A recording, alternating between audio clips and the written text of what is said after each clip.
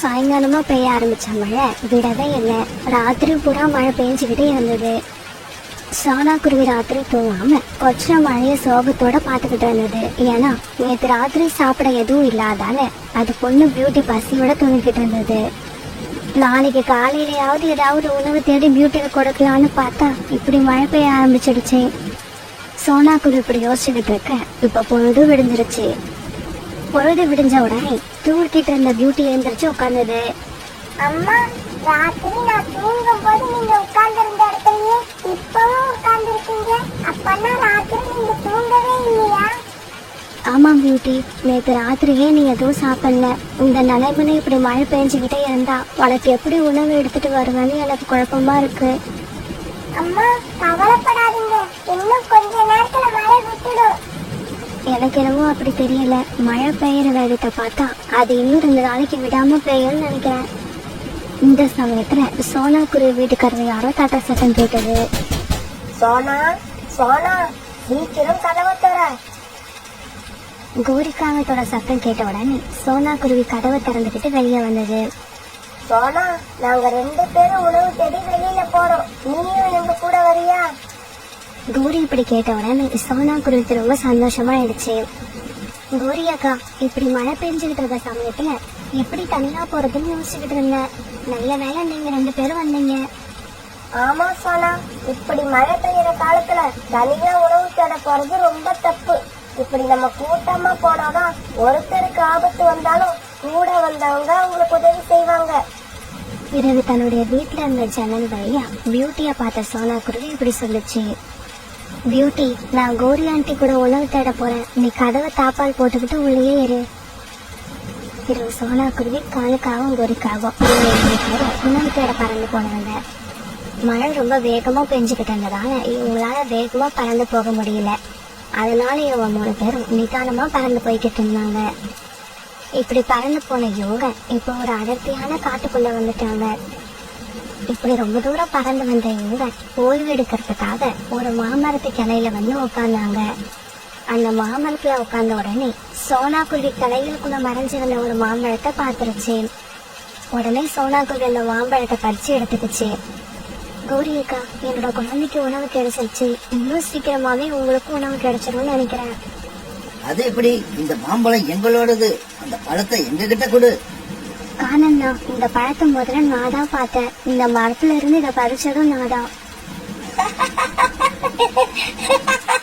சோனா, நாங்க உன்னோட வீட்டுக்கு வந்து உன்னை அழைச்சிக்கிட்டு வந்ததாலதான் நீ இந்த பழத்தை பார்த்த. ஒருவேளை நீ தனியா வந்திருந்தா இந்த பழத்தை பார்த்தே இருக்க மாட்ட. அதனால இந்த பழம் எங்களுக்கு தான் சொந்தம், அதை எங்க கிட்ட கொடுத்துடு. கௌரி அக்கா, சொன்னா கேளுங்க. பியூட்டி நேற்று ராத்திரில இருந்து பட்டினியா இருக்கா. இதை நான் அவளுக்காக தான் எடுத்துட்டு போறேன். கழுதி, சோனா குருவி கிட்ட நம்ம வாயால கேட்டா கொடுக்காது, இடுங்கி எடுத்துக்கிட்டாதான் உண்டு. இப்படி சொன்ன கோரிக்காக அந்த மாம்பழத்தை தான் பக்கம் ஏத்துக்குச்சு. கோரி, மாம்பழம் நம்ம கிட்ட வந்ததுக்கு அப்புறம் நமக்கு இங்க என்ன வேலை? சீக்கிரம் கிளம்பு, நாம வீட்டுக்கு போகலாம். காலன்னா கோரி அக்கா, மாம்பழத்தை என்கிட்ட இருந்து நீங்க எடுத்துக்கிட்டீங்க, பரவாயில்ல, அதை நீங்களே வச்சுக்கோங்க. எனக்கு வேற ஏதாவது உணவு கிடைக்கிற வரைக்குமாவது என் கூட இருங்க. மாம்பழம் கிடைச்சதுக்கு அப்புறம் உன் பின்னால சுத்திக்கிட்டு இருக்க நாங்க ஒண்ணும் முட்டாள் இல்ல.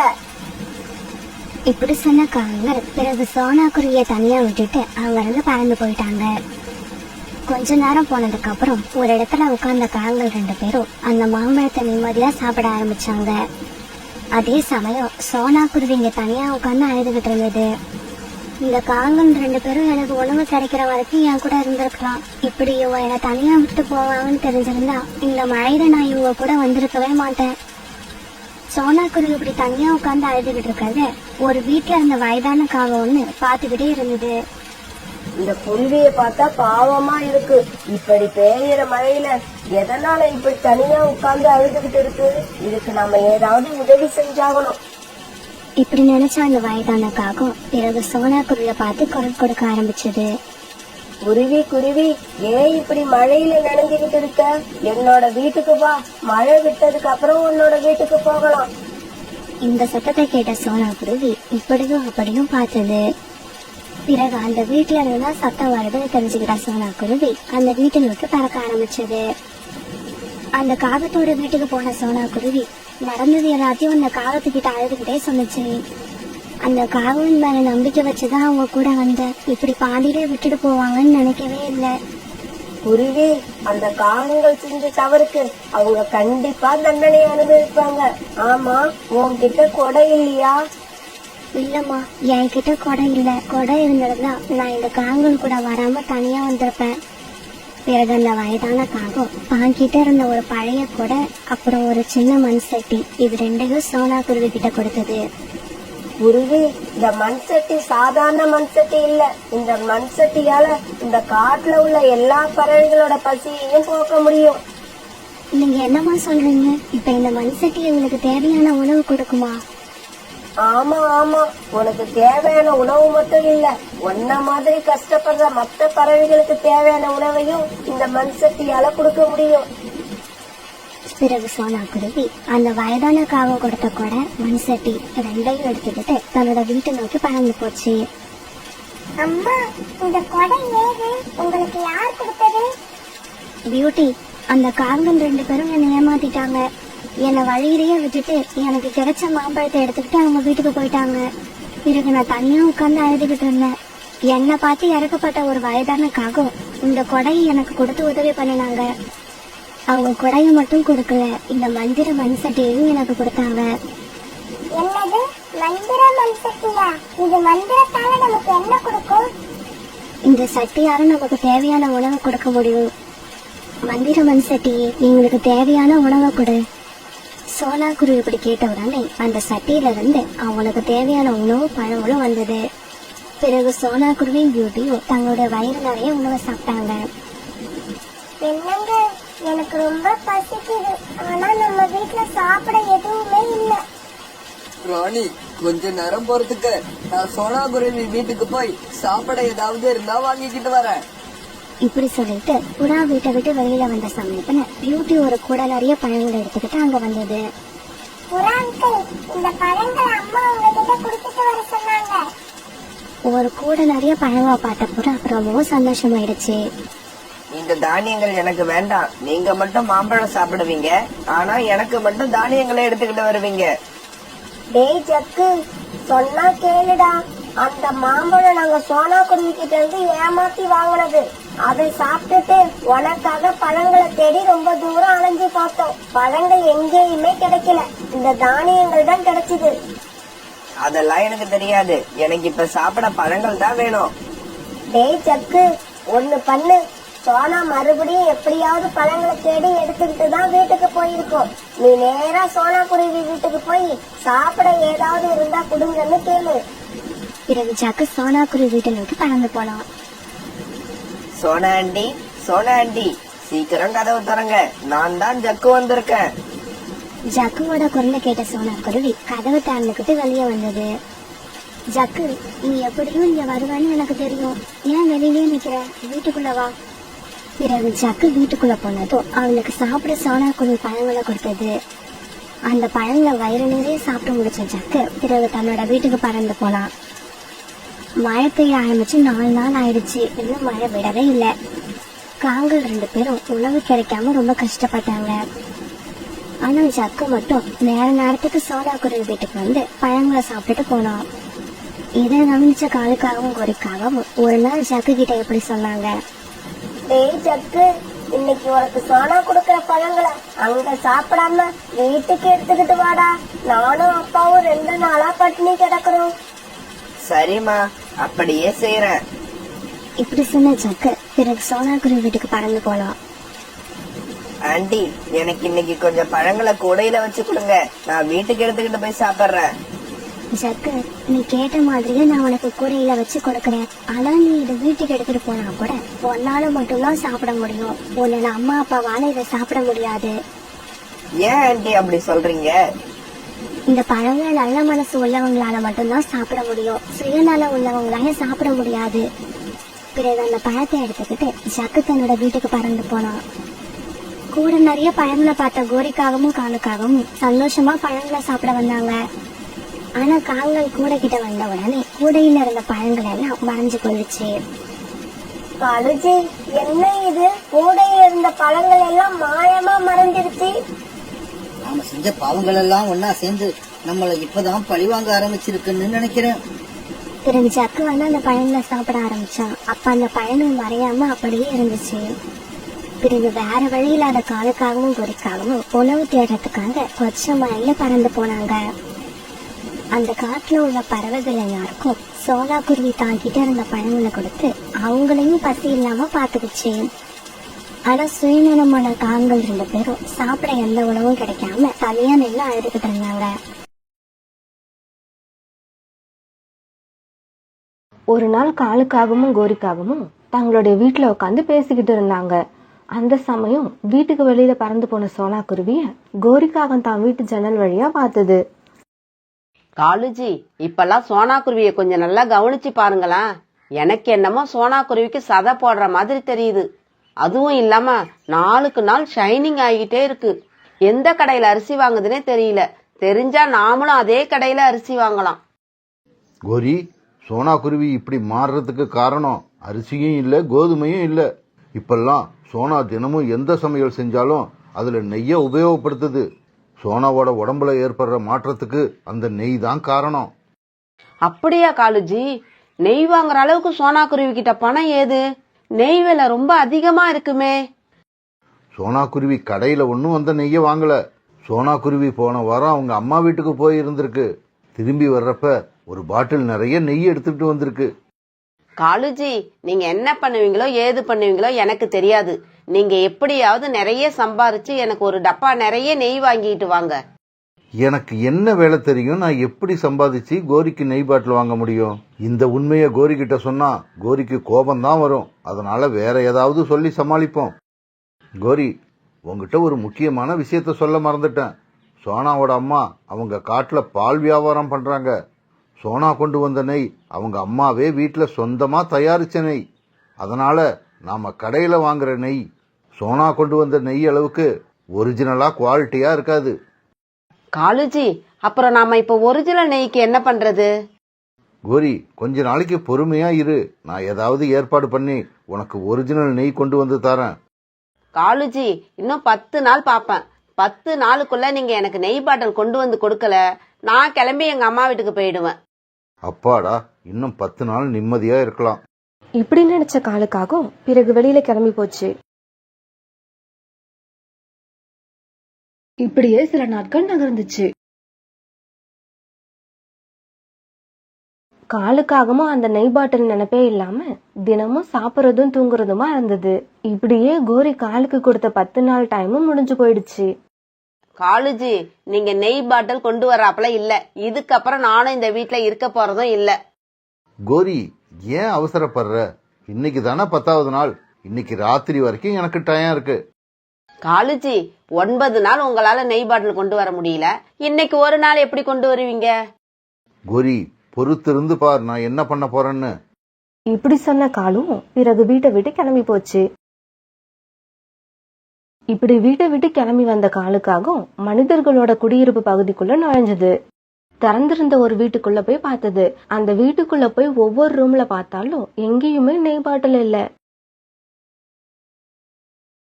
அடடா, நம்ம சரியான ஏழை வீட்டுக்குள்ள வந்துட்டோம்னு நினைக்கிறேன். இந்த வீட்டுல சாப்பிட சாப்பாடே இல்ல. பிறகு எப்படி நெய் இருக்கும்? வேற ஏதாவது பணக்கார வீடா போய் பார்ப்போம். இப்படி யோசிச்ச காலுக்காகவும் பிறகு ஒரு பெரிய பணக்காரர் வீடா பார்த்து உள்ள போச்சு.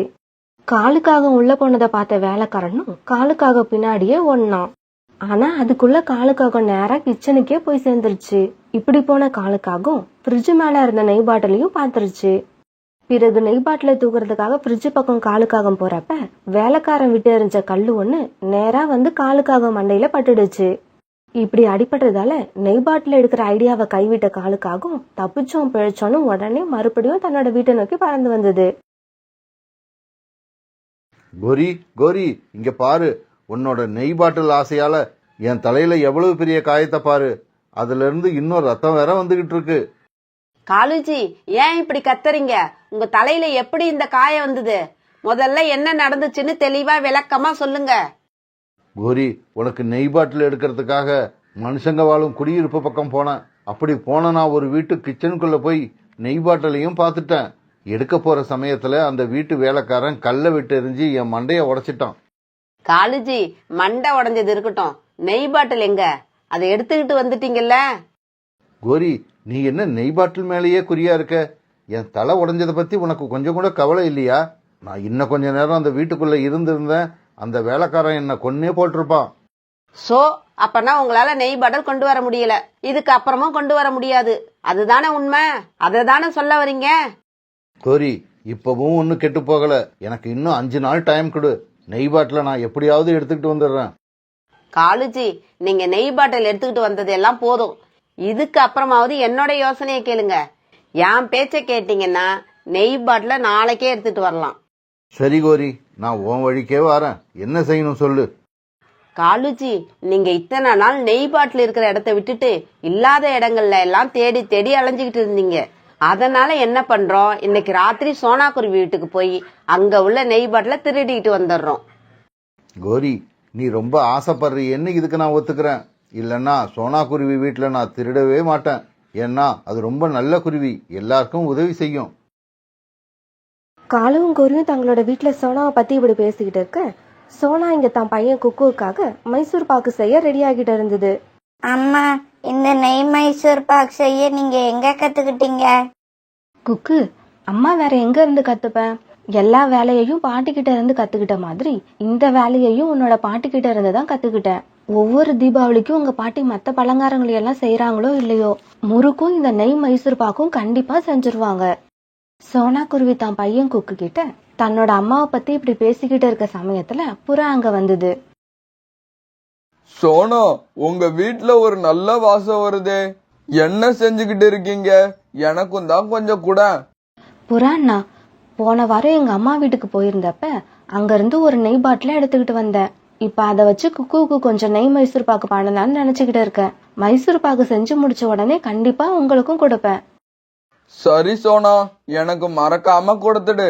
அப்புறம் ஒரிஜினல் நெய்யோட டேஸ்ட் எப்படி இருக்கும்னே எனக்கு மறந்து போயிடுச்சு.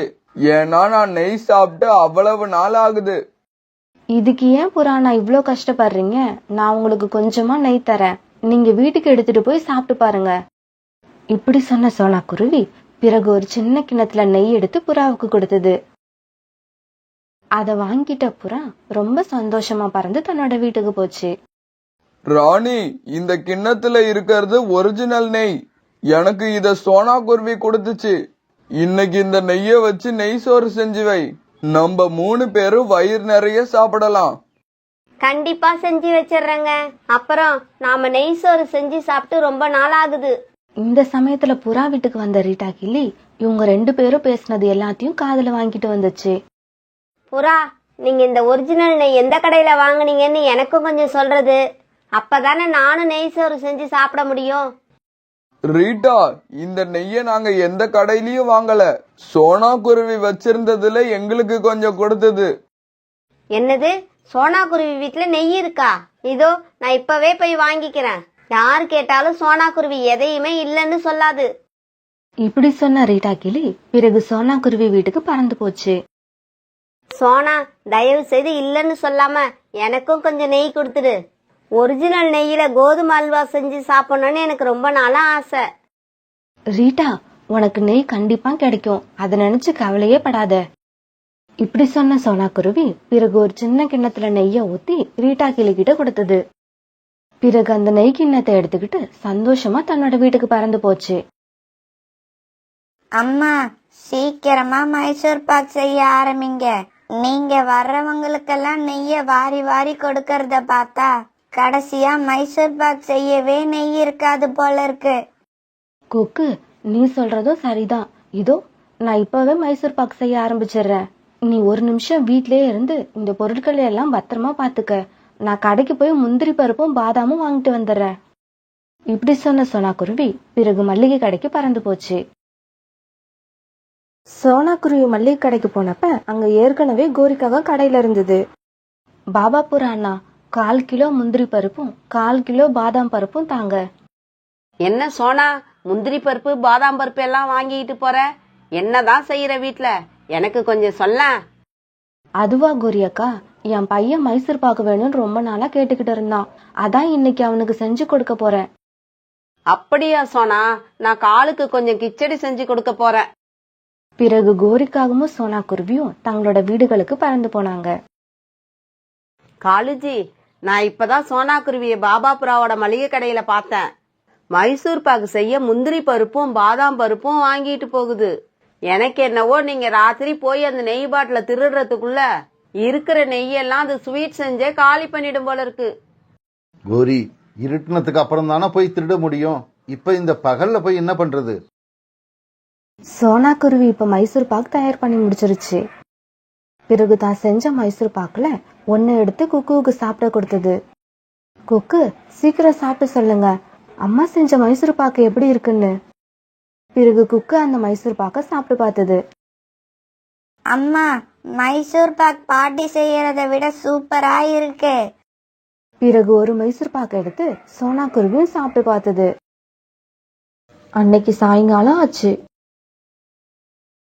கோரியும் காலும் தன்னோட வீட்டுல இந்த மாதிரி பேசிக்கிட்டு இருந்தாங்க. காலுஜி, ராத்திரி ஆக போகுது, வாங்க நாம 2 பேரும் சோனா குருவியோட வீட்டுக்கு போவோம். கோரி, நீயுமா என் கூட சோனா குருவி வீட்டுக்கு வர? எனக்கு உங்க மேல நம்பிக்கை இல்ல. நெய் பாட்டில் நினைச்சு விளக்கெண்ணெய் பாட்டில கூட நீங்க எடுத்துட்டு வந்துருவீங்க. அதனால நானும் உங்க கூட வர்றதா முடிவு பண்ணிட்டேன். பிறகு ராத்திரி ஆச்சு. காலுக்காகவும் கோரிக்காகவும் நெய் டப்பாவை எடுக்கிறதுக்காக சோனா குருவி வீட்டுக்கு பறந்து போனாங்க. காலுஜி, நான் எல்லா ரூம்லயும் பாத்துட்டேன். எந்த ரூம்லயும் நெய் பாட்டில் இல்ல. கோரி, ஒருவேளை சோனா குருவி எல்லா நெய்யையும் சாப்பிட்டு காலி பண்ணி இருக்குமோ? காலுஜி, நீங்க இங்க வர்றதுக்கு ரொம்ப லேட் பண்ணிட்டீங்க. அதனாலதான் இப்படி ஆயிடுச்சு. இவங்க 2 பேரும் இப்படி பேசிக்கிட்டு இருக்க சத்தம் கேட்டு சோனா குருவியும் தூக்கத்துல இருந்து எழுந்திருச்சுச்சு. காலன்னா, கோரியக்கா, நீங்க 2 பேரும் நெய் டப்பாவை எடுக்க இங்க வருவீங்கன்னு எனக்கு நல்லாவே தெரியும். அதனால்தான் நீங்க வரதுக்கு முன்னாடியே நெய் டப்பாவை நான் பூரா காலி பண்ணிட்டேன். சோனா, எனக்கு உங்க வீட்டுல வந்து திருடணுங்கிற எண்ணமே கிடையாது. கோரியோட பேச்ச கேட்டுக்கிட்டு தான் நானே இங்க வந்தேன். என்னது, என் பேச்ச கேட்டு இங்க வந்தீங்களா? சோனா, நெய் டப்பா உங்க வீட்டுல இருக்கிறதே எனக்கு தெரியாது. காலுஜி சொல்லிதான் உங்க வீட்டுல நெய் டப்பா இருக்கிறது எனக்கு தெரியும். கோரி, நானாவா வந்து உங்ககிட்ட சோனா குருவி வீட்டுல நெய் டப்பா இருக்குன்னு சொன்னேன்? நீ சோனா குருவி வர வர குண்டாயிக்கிட்டு இருக்கு, ஷைனிங் ஆகிட்டு இருக்குன்னு சொன்னதுனால தானே சொன்னேன். காலன்னா, கோரியக்கா, தயவு செய்து நீங்க 2 பேரும் சண்டை போறத முதல்ல நிறுத்துங்க. நான் இப்ப உங்க 2 பேருக்கும் அந்த நெய்ல செஞ்ச மைசூர் பாக்க எடுத்துட்டு வரேன். இப்படி சொல்லிட்டு வீட்டுக்குள்ள போன சோனா குருவி ஒரு தட்டுல மைசூர் பாக்கு வச்சு எடுத்துட்டு வந்தது. இந்தாங்க, இந்த மைசூர் பாக்கு எல்லாம் உங்களுக்கு தான். இத வீட்டுல எடுத்துட்டு போய் வச்சு பொறுமையா சாப்பிடுங்க. சோனா குருவி இப்படி மைசூர் பாக்கு கொண்டு வந்து கொடுத்ததும் கோரிக்காகத்துக்கு ரொம்பவும் வெக்கம் ஆயிடுச்சு. கோரியால வாயை திறந்து எதுவுமே சொல்ல முடியல. பாத்தியா கோரி, சோனா தங்கச்சி எவ்வளவு நல்ல குருவின்னு. நாம அது வீட்டுக்கு நெய் டப்பாவை திருட வந்தோன்னு தெரிஞ்சதுக்கு அப்புறமும் அது செஞ்ச மைசூர் பாக்க நமக்கு வந்து கொடுக்குது பாரு. சோனா, என்ன மன்னிச்சிடு. எனக்கு நெய் சாப்பிடணும் போல ரொம்பவும் ஆசையா இருந்தது. அந்த ஆசையில தான் நான் வெக்கத்தெல்லாம் மறந்துட்டு இங்க திருட வந்துட்டேன். பிறகு சோனா குருவி அவங்க 2 பேரையும் மன்னிச்சு அந்த மைசூர் பாக்க அவங்க கிட்டயே கொடுத்து அனுப்புச்சு. பிறகு இந்த மைசூர் பாக்க எடுத்துக்கிட்டு காலுக்காகவும் கோரிக்காகவும் தங்களோட வீட்டுக்கு பறந்து போனாங்க.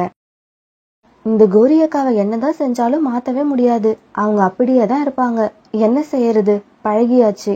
நாம தான் விட்டு கொடுத்து போய் ஆகணும். இப்படி நினைச்ச சோனா குருவி பிறகு தன்னோட கூட்டுல வந்து படுத்து நிம்மதியா தூங்குச்சு.